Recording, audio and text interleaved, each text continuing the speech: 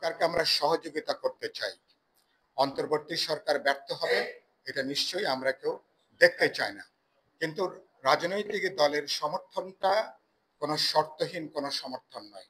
সরকার যদি সঠিক রাস্তায় থাকেন, তাদের প্রধান এজেন্ডার মধ্যে থাকেন, গণতন্ত্র মঞ্চ যেভাবে এ পর্যন্ত সহযোগিতা জুগিয়ে আসছে, নিশ্চয়ই আগামী দিনগুলোতেও গণতান্ত্রিক অভিযাত্রার পথে সরকারকে আমরা আমাদের সর্বাত্মক সহযোগিতা নিশ্চয়ই আমরা অব্যাহত রাখবো। যেসব প্রশ্নে সরকারি বিতর্ক আছে, সরকারের উচিত হবে প্রয়োজন বোধে উপদেষ্টা মণ্ডলীকে তারা পুনর্গঠন করবেন। বিতর্কিত প্রশ্নে সরকার সেখান থেকে তারা সরে আসবেন। এবং আমরা বলেছি বিচারের ব্যাপারে সবাই আমরা ঐক্যবদ্ধ। আমরা এবছরের মধ্যে বিচারের ব্যাপারে আমরা দৃশ্যমান অগ্রগতি দেখতে চাই।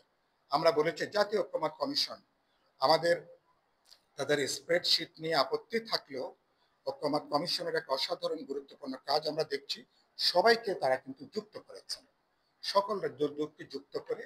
ফলে আমরা দেখতে চাইবো যে আগামী 1 মাসের মধ্যে আলাপ আলোচনা সম্পন্ন করে যেখানে ন্যূনতম আমাদের ঐক্যমত বোঝাপড়া, তার উপরে দাঁড়িয়ে এটাকে আমরা জুলাই সনদ বলি বা চার্টার বলি, যেটা অনেকটা আমাদের মতন একটা ম্যাগনা কার্টার মতন হয়তো কাজ করবে, সে ব্যাপারে আমি মনে করি সরকার দৃশ্যমান কার্যকর উদ্যোগ তারা গ্রহণ করবেন।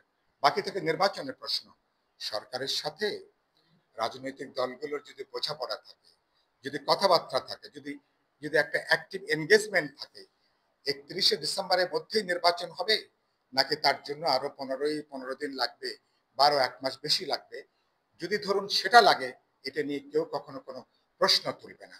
যখন কোনো আলাপ আলোচনা থাকে না, বোঝাপড়া থাকে না, তখন কিন্তু এটা নিয়ে সন্দেহ জায়গাটা তৈরি হয় সরকার অন্য কোনো এজেন্ডা নিয়ে তারা কাজ করছে কিনা। সেজন্য সরকারকে বলবো আমরা সরকারের উপর আস্থা রাখতে চাই, সহযোগিতা করতে চাই, কিন্তু সরকারকে তার অগ্রাধিকারগুলো সুনির্দিষ্ট করা দরকার এবং সবকিছু করার ম্যান্ডেট অন্তর্বর্তী সরকারের নাই। এই কথাটা আমরা পরিষ্কার করে জানিয়ে দিতে চাই।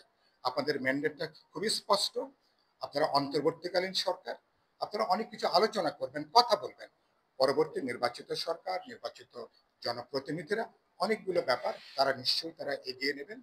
আমি শেষত যেটা বলবো যে আমাদের এই সমর্থনটাকে, এর তাৎপর্যটা সরকার উপলব্ধির মধ্যে নেওয়া দরকার।